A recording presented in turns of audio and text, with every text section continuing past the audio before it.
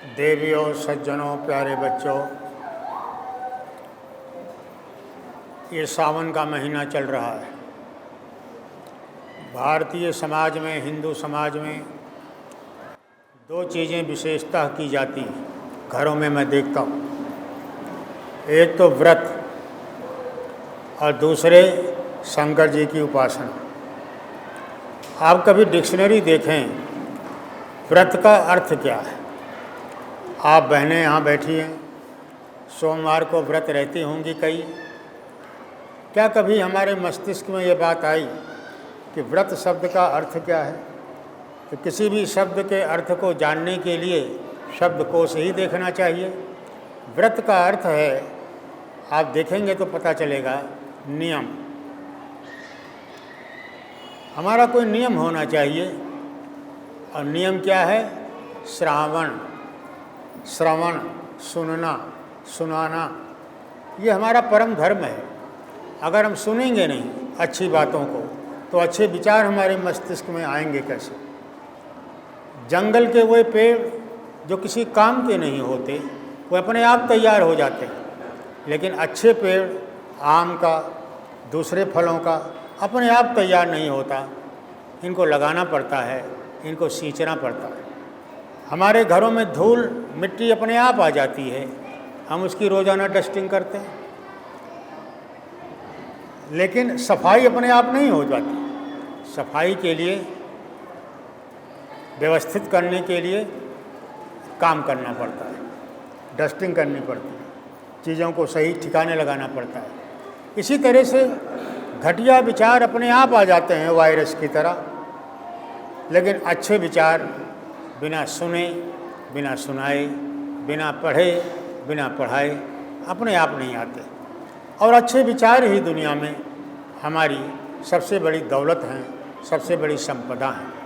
तो सावन के महीने में भारत की प्राचीन गौरवशाली परंपरा है कि हमारे विद्वान सन्यासी लोग एक जगह पर रहते थे।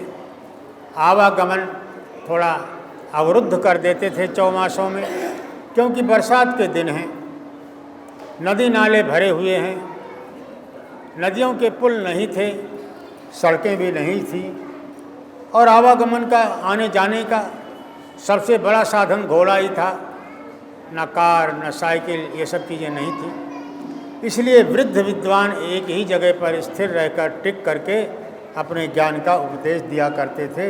इसलिए इस महीने का नाम ही है श्रावण। श्रावण की जो पूर्णिमा है उसको कहेंगे श्रावणी।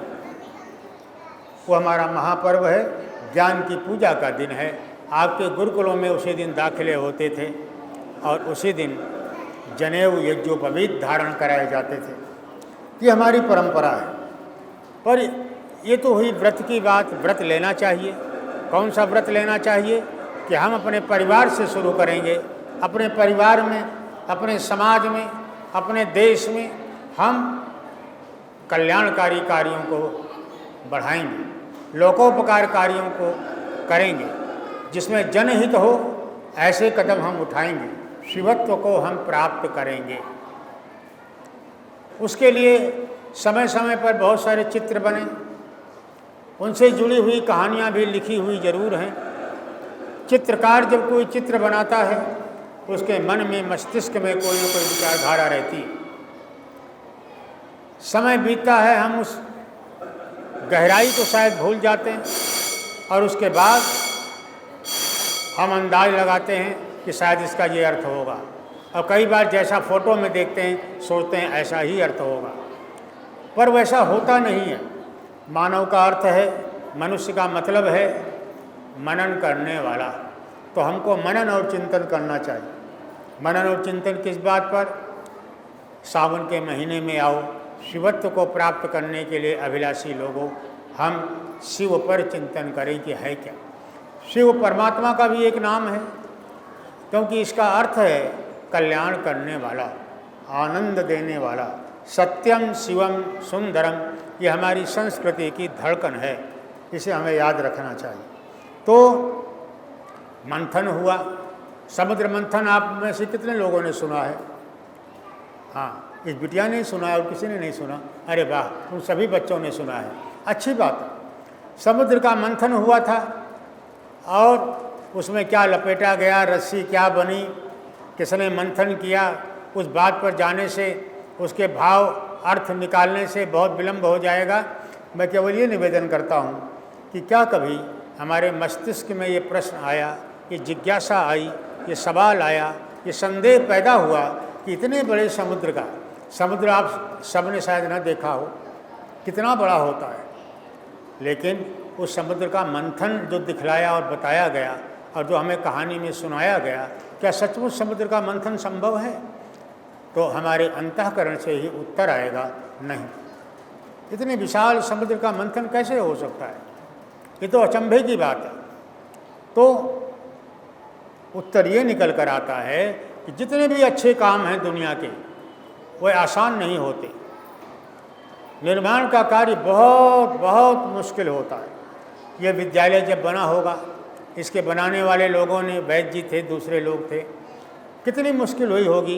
एक एक रुपए की रसीद काटा करते थे। ये तो फिर लाला रतन चंद सूद उन दिनों थे, परमात्मा ने उनको शक्ति दी थी और उन्होंने एक बहुत अच्छा अमाउंट दे करके फिर इस काम को सरल कर दिया।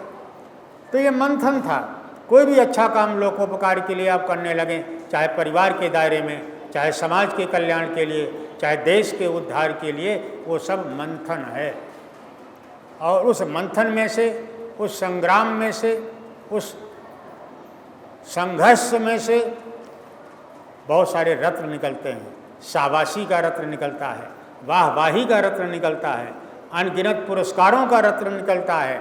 और समाज के लोग जो लाभान्वित होते हैं वह एहसान मानते हैं, कृतज्ञता ज्ञापित करते हैं। ये सब रत्न हैं।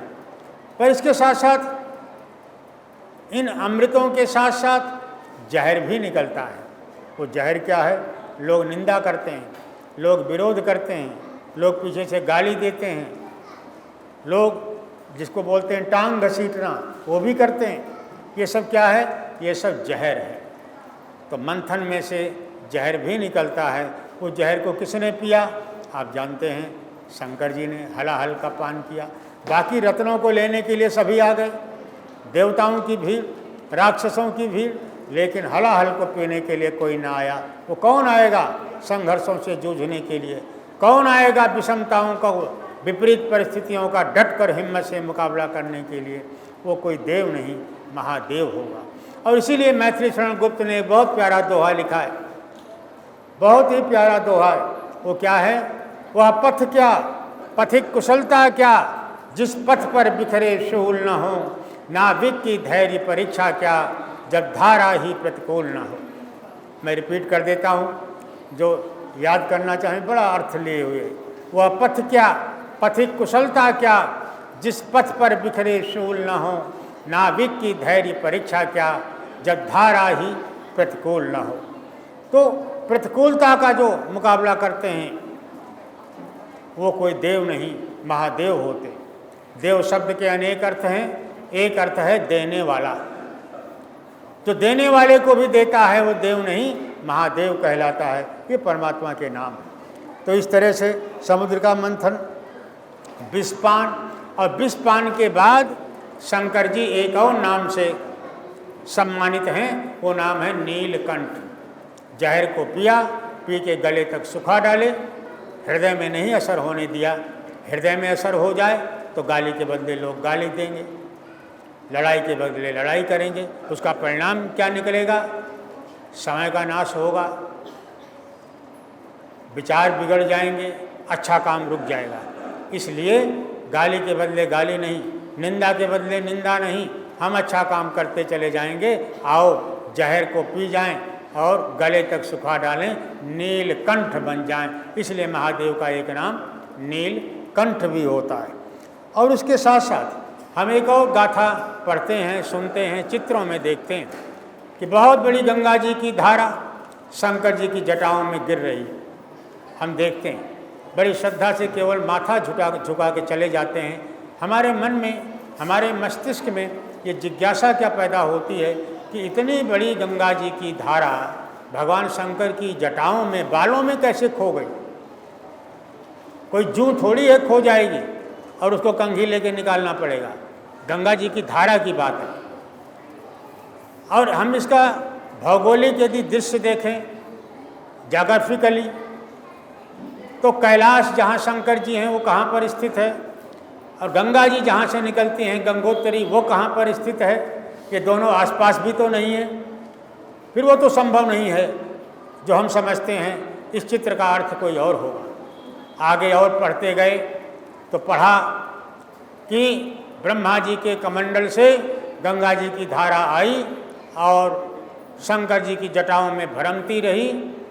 उसके बाद धरती पर भगीरथ प्रयत्न से प्रवाहित हुई।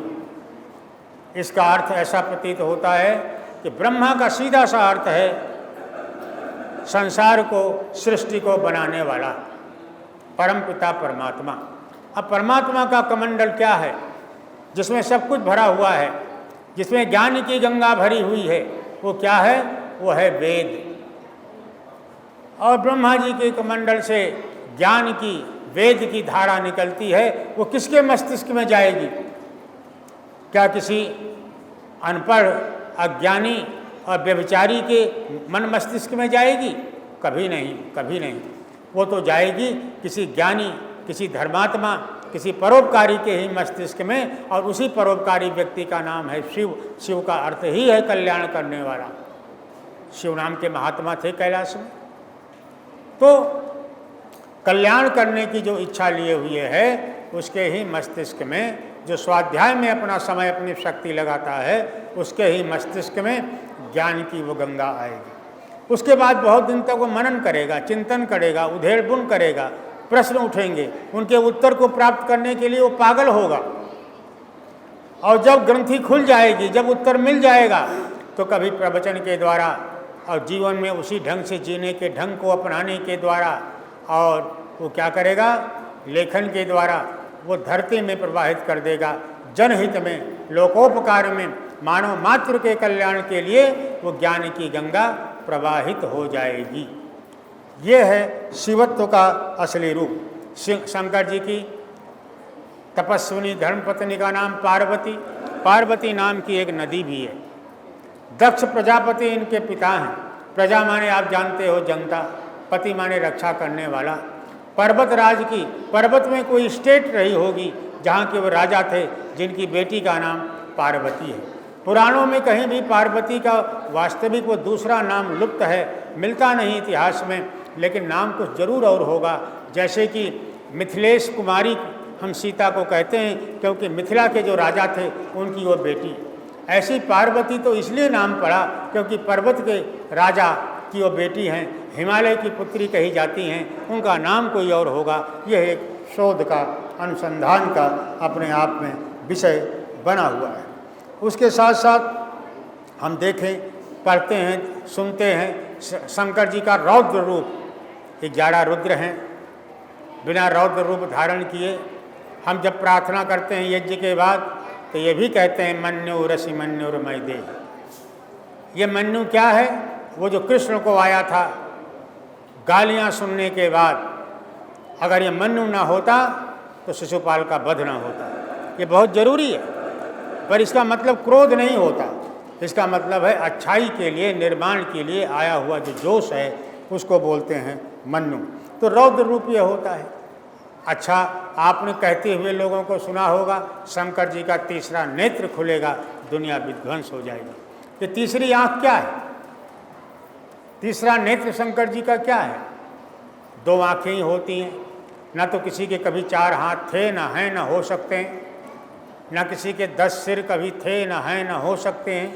आज विज्ञान के इस ज़माने में, दुनिया के इस परिस्थितियों में हम आखिर इसको कैसे स्वीकार कर लें? लेकिन उनके अर्थों को जानने के लिए कुछ तो मनन करके क्या हो सकती है अवधारणा, ये तो हमें पका हुआ खीर या मक्खन निकाल करके समाज को, देश को बताना ही होगा कि यह है हमारी मान्यता। ऐसी प्रतीत होता है इस चित्र का ये सुंदर सा जो अर्थ निकलेगा।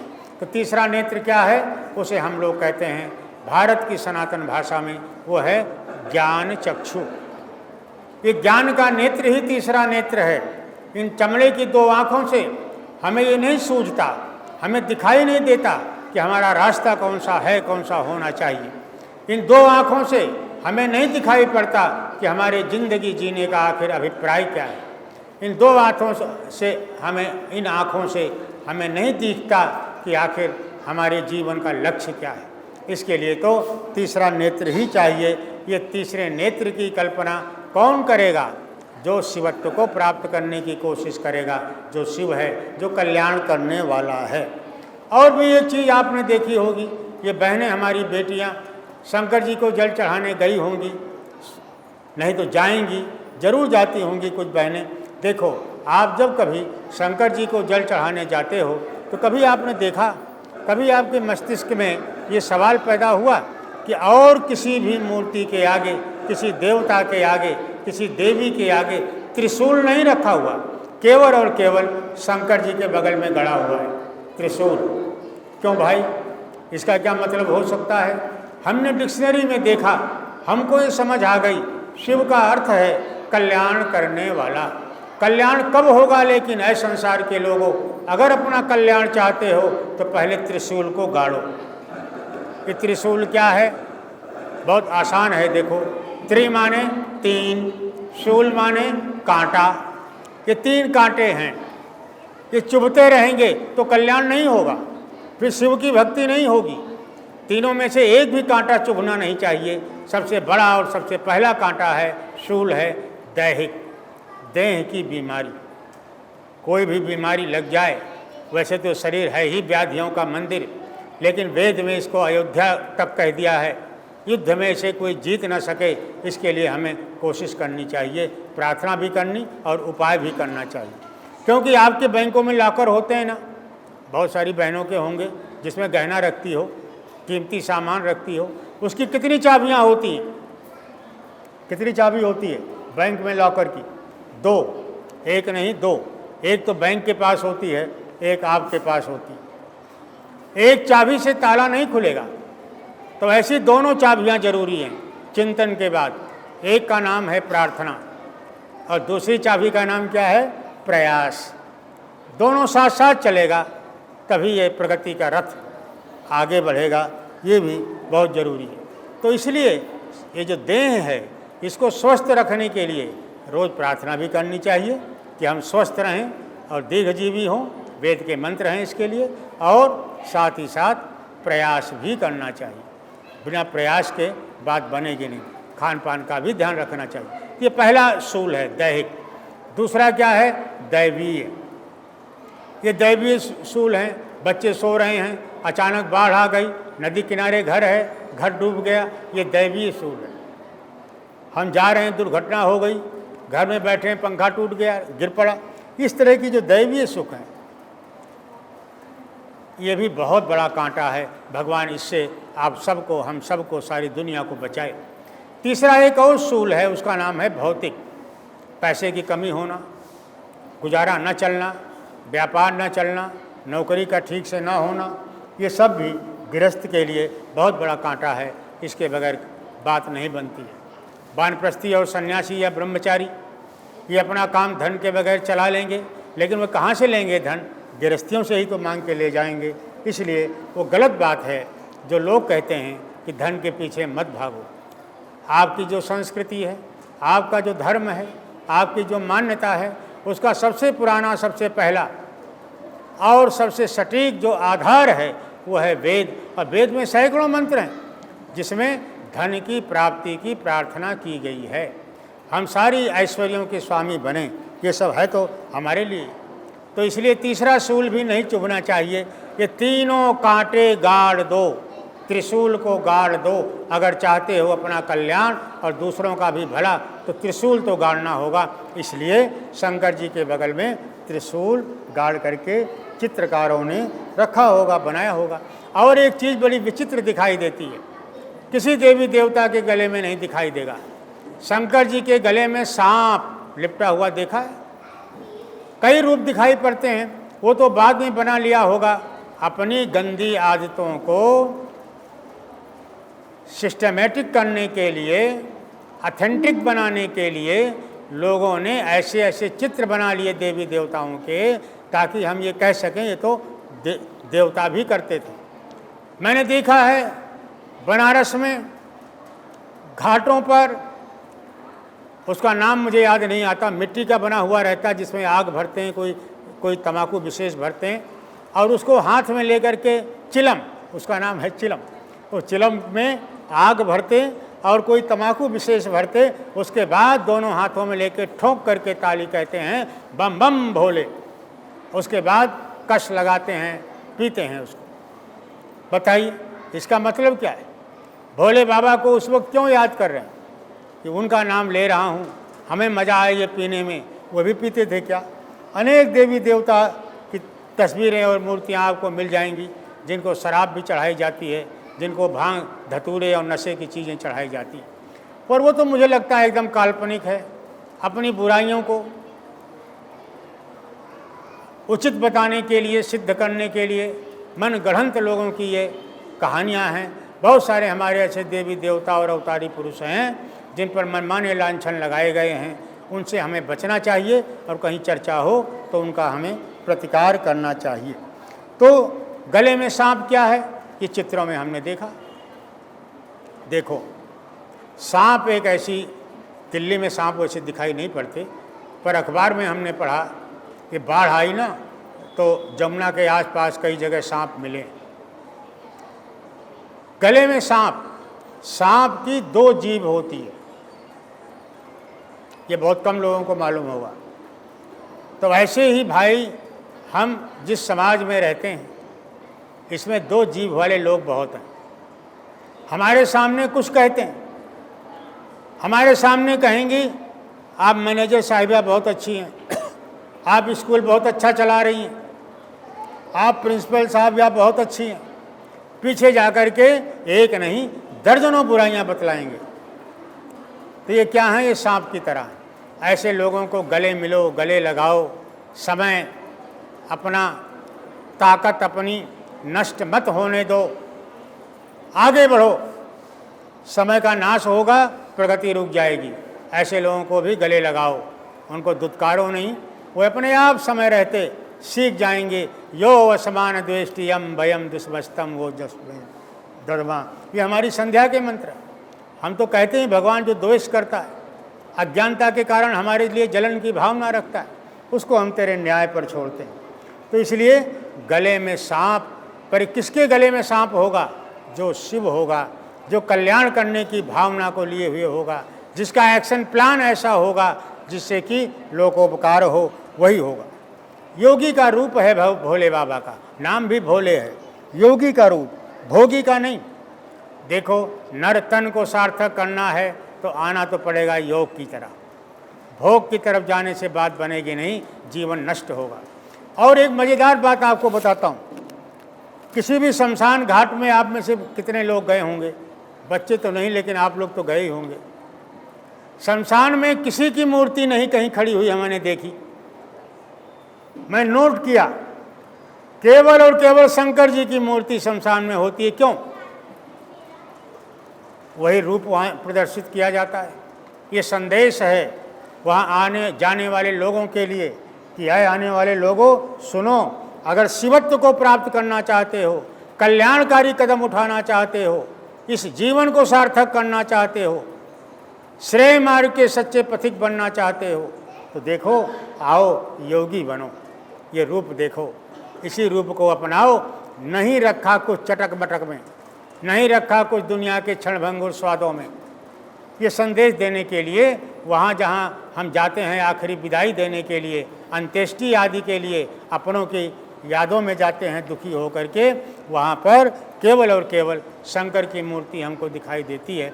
जिसने भी ये रिवाज स्थापित किया हुआ होगा उसके पीछे यही एक कारण प्रतीत होता है कि एक योगी की हम जो है वो शकल में ये संदेश दे सकें यहाँ पर आने जाने वाले लोगों को कि भाई योगी का रूप अपनाओ, इसके कार्यों को अपनाओ।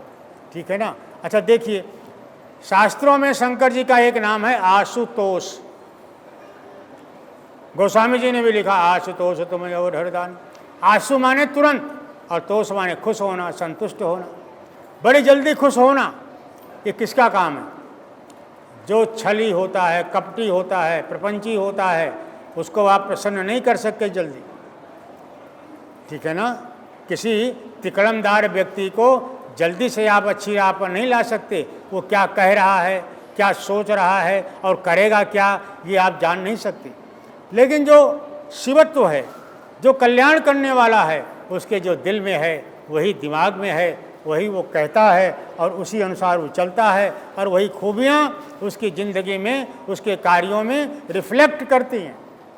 इसलिए शंकर जी आशुतोष हैं, और कोई देवता नहीं है आशुतोष। औरों को तो आपको नहीं पता होगा, मैं जानता हूँ। आपको इसलिए नहीं पता होगा कि आपने कभी ध्यान नहीं दिया होगा, आपका विषय नहीं है। जितने भी देवी देवता हैं उनका षोडशोपचार, पंचोपचार पंडित जी करवाते हैं। और यदि और गहराई में जाएं तो हर एक देवी देवता का फूल भी निश्चित है, जो फूल चढ़ाते हैं ना, जो इंसान ने बनाया उनके ऊपर भगवान की बनाई हुई चीज़ को चढ़ाते हैं, फूल चढ़ाते हैं। कोई बात नहीं, फूल भी हर एक देवता पर नहीं चढ़ाए जाते। हर मिठाई हर एक देवता पर नहीं चढ़ाई जाती, अलग अलग है। लेकिन शंकर जी का मामला बहुत सीधा, बड़ा सरल, बड़ा आसान है। वो क्या है? बेल की पाती और जल, इससे ही खुश हो जाते हैं। अगर आप बेल की फल और बेल की जो पत्र हैं, बेल की पाती, इसका अगर आयुर्वेदिक लाभ देखें आप चकित हो जाएंगे। कितने कितने लाभ हैं इसके। जल में भिगो करके पीस करके उसका रस पियो तो कमाल है, तभी स्वस्थ रहोगे और तभी कुछ काम कल्याण का कर पाओगे समाज में, देश में, परिवार में, अन्यथा वो संभव नहीं होगा। अच्छे लोग बातों का बतंगड़ नहीं बनाते, वो रूठ करके नहीं बैठ जाते। कोई फील कर ले अपनी गलती को, माफ़ कर देते हैं, देर नहीं लगाते। जैसे जो सच्चा ब्राह्मण है उसका कहीं अपमान भी होता है तो वो ये सोचता है कोई बात नहीं, ये अनजान है, हे परमात्मा इनको बुद्धि दे दो। बुद्ध गए कहीं भिक्षा मांगने के लिए, साथ में उनके दोनों शिष्य भी थे। तो क्या हुआ? ऊपर बैठा हुआ व्यक्ति, घर का मुखिया, तमाम प्रकार की गाली देने लगा, नाना प्रकार की गाली बके। बुद्ध सुनते रहे और मुस्कुराते रहे। महात्मा थे ना, इसलिए। आम आदमी होता गाली के बदले गाली देता, मारपीट करता। भाई भिक्षा मांगने आए थे, ना दो, गाली देने का क्या मतलब है? लेकिन नहीं, वो मुस्कुराए और उनसे जब पूछा कि आपको क्रोध नहीं आया, तो बुद्ध ने कहा देखो हम यहाँ आए थे, जो इनके पास था वो हमको दिया, हमने नहीं लिया। जब हमने नहीं ली गाली तो गई कहाँ? वो तो यहीं रह जाएगी, यहीं पर दी और यहीं हमने छोड़ दिया, हम नहीं ले जाते।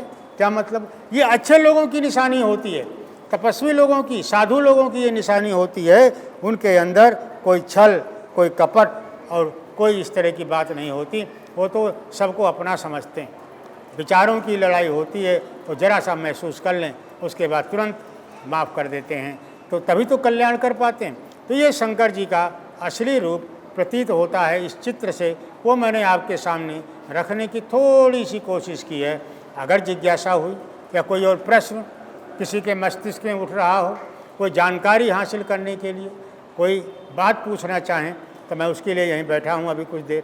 आप प्रश्न बताइए, हम उत्तर बताने की कोशिश करेंगे। जिज्ञासा होती है बहनों के अंदर, बेटियों के दिमाग में, भाइयों के मस्तिष्क में कोई सवाल शंकर जी से संबंधित यदि हो तो आप पूछ सकते हैं, इसमें कोई शक नहीं। संसार आज खोज कर रहा है। अभी अभी एक विद्वान ने कुछ महीने पहले एक पुस्तक लिखी जो बाज़ार में आई, जिसको दलाई लामा साहब ने रिलीज़ किया। उसका नाम है शिवा बियॉन्ड इंडिया। बहुत अच्छी किताब है। उन्होंने सिद्ध कर दिया है दुनिया के विद्वानों के सामने कि शंकर नाम के महात्मा थे और कैलाश में ही थे। तो महात्मा के जीने का ढंग अलग होता है। हम बचपन में सुनते थे बूढ़ी माताओं से, कहते किसी बेटी या पोती के लिए वर नहीं मिल रहा, कहते भाई शंकर जी की बारात में गई होगी तो मिल ही जाएगा। मतलब शंकर जी की बारात में अगर गए हैं तब तो वर मिल ही जाएगा। इसका मतलब कि शंकर जी की बारात में सब लोग गए थे। ये कहानी है केवल, और ये बताने के लिए कि जो वर की यात्रा में, वर माने श्रेष्ठ होता है, जो उस योगी जी के पीछे पीछे चला है, वर की यात्रा में गया है, उसका तो जीवन अच्छी तरह से ही वहन होगा भी, विशेष रूप से वाह वहन करना, उसकी ज़िंदगी अच्छे ढंग से ही बीतेगी, इसमें कोई दो राय नहीं करना चाहिए। वाहन की भी कल्पना ज़बरदस्त है हमारे शास्त्रों में। हर एक देवी देवता का एक वाहन होता है, आपने विचार किया है नहीं? जैसे मेरे पास कोई सस्ती कार है, आदरणीय वीणा बहन जी बैठी हैं, इनके पास महंगी कार है, ठीक है ना। यही लोग हमको दे करके हमको सुव्यवस्थित करते हैं। तो किसी के पास साइकिल है, किसी के पास स्कूटर है। ऐसी हर देवी देवता का कोई ना कोई वाहन होता है। जैसे सरस्वती का क्या है? हंस। लक्ष्मी जी का क्या है? उल्लू। गणेश जी का क्या है? और शंकर जी का? क्यों? सारे वाहनों को आप देख जाइए, सबसे अधिक शक्तिशाली किसका वाहन है? महादेव का, याद रखिए। और इस देश में तो उसको पिता के साथ बराबर सम्मान मिलता था। गाय को हम माता कहा करते थे, क्योंकि बैल के बगैर न तो कुएं से पानी निकलेगा सिंचाई के लिए, और न ही मड़ाई हो पाएगी, न कुटाई हो पाएगी, न कोल्हू चलेगा उनके बगैर। बैल ही सब कुछ होते थे। बल्कि हमारे बचपन में कोई वर देखने वाले जब आते थे, तब देखते थे कि इसके दरवाजे पर कितने बैल बंधे हैं। अगर 6 बैल हैं, इसका मतलब 3 हल चल सकता है। तो इतनी खेती, इतनी जमींदारी है कि इसके 3 हल चलता है, तो उससे औकात, उसके अंदाज़ा स्टेटस का लोग लगाया करते थे। अब तो वो ज़माना चला गया, वो अलग बात है। करीब 40 साल से 50 साल से ट्रैक्टर का राज आ गया, अपना नहीं तो किराए का सही। तो इस तरह से सबसे मजबूत वाहन उसका होता है, किसका? जो कल्याणकारी कदम उठाता है, निश्चित रूप से ही। तो हमें चाहिए कि हम ये व्रत लें कि हम कल्याणकारी कदम उठाएंगे, लक्ष्मी सरस्वती की सही अर्थों में पूजा करेंगे, लेकिन शिवत्व को प्राप्त करना ये हमारी मंजिल होगी। आप देखिए, लक्ष्मी जी का वाहन क्या है? उल्लू। अब समय अधिक हो रहा है, मैं यही वाक्य क्लियर स्पष्ट करके विराम देना चाहूँगा। देखो, लक्ष्मी का मतलब क्या है? डिक्शनरी देखना, किसी की कही हुई बात पर विश्वास मत करना। जिससे लक्ष्य की प्राप्ति हो वो है लक्ष्मी। जिस वाहन से मैं यहाँ तक आ गया वो मेरे लिए लक्ष्मी थी, वो ना होता तो यहाँ कैसे पहुँचता। तो पैसे को भी लक्ष्मी कहते हैं। क्यों? क्योंकि पैसे से ही सब कुछ आता है। ये भी और ये भी और ये भी सब पैसे से आता है, इसलिए पैसा भी लक्ष्मी है। और लक्ष्मी जी का वाहन है उल्लू। जो लोग समाज के प्रति उत्तरदायित्वों को ताक पर रख देते हैं, जो लोग धर्म कर्म को मानना नहीं चाहते, जो लोग परिवार की जिम्मेदारियों से दूर भागते हैं और दिन रात पैसा पैसा हाय पैसा, कंजूसी की पराकाष्ठा जिनके दिमाग में होती है, संग्रह करते जाओ करते जाओ करते जाओ, कर्तव्यों के प्रति जागरूकता नहीं होती, पैसा पैसा पैसे के लिए पागल, ऐसे लोग क्या हैं? उनके ऊपर लक्ष्मी जी सवार हैं, तो क्या बन गए? लक्ष्मी के वाहन, दौलत के वाहन। और उल्लू की सबसे बड़ी खूबसूरती क्या होती है? परमात्मा ने कमाल की चीज़ बनाई है। जितना गहरा अंधेरा होगा उतना ज़्यादा उसको दिखाई देगा, और जितना उजाला होगा उतना ही वो अंधा होगा। तो ऐसे ही जो लोग दिन रात दौलत के पीछे भागते हैं, बाकी कर्तव्यों को नज़रअंदाज करते हैं, वो लक्ष्मी जी के वाहन हैं, वो उल्लू हैं। उनको अच्छे रास्ते उल्टे नज़र आते हैं, उल्टे रास्ते सीधे नज़र आते हैं। इसलिए ये कल्पना है। इसी प्रकार से अब 4 हाथ क्यों, दूसरे का वाहन हंस क्यों, इस सब का एक कारण प्रतीत होता है। वो सब है, कभी चर्चा करेंगे। लेकिन मैं निवेदन ये करना चाहता हूँ कि दिन रात यहाँ गृहस्थी बैठे हैं, केवल और केवल व्यवसाय की तरफ भागना, सामाजिक उत्तरदायित्वों का निर्वहन न करना, ये उल्लू बनने जैसा है, लक्ष्मी जी का वाहन बनने जैसा है। वो नहीं बनना चाहिए। शिवत्व की तरफ आना चाहिए, कल्याण करने की ओर आना चाहिए, और त्रिशूल को गाड़ के रख देना चाहिए। ये गड़ेगा कैसे? पुरुषार्थ से। पुरुषार्थ ही कामना पूरी करता है। पुरुषार्थ में क्या क्या है, इसका क्लैरिफिकेशन कैसे होगा? देखो, पहला है अप्राप्त की प्राप्ति के लिए यत्न। आज 60% नंबर है, कल 90% होना चाहिए। अप्राप्त है 90%, तो उसकी प्राप्ति के लिए यत्न करना। ऐसी हर जगह ये नियम लागू करो। पुरुषार्थ का मतलब है अप्राप्त की प्राप्ति का यत्न। और दूसरी बात है, जो प्राप्त है उसको संजो, उसको संभालो, वो गायब ना हो जाए। आज ये हमारे पास है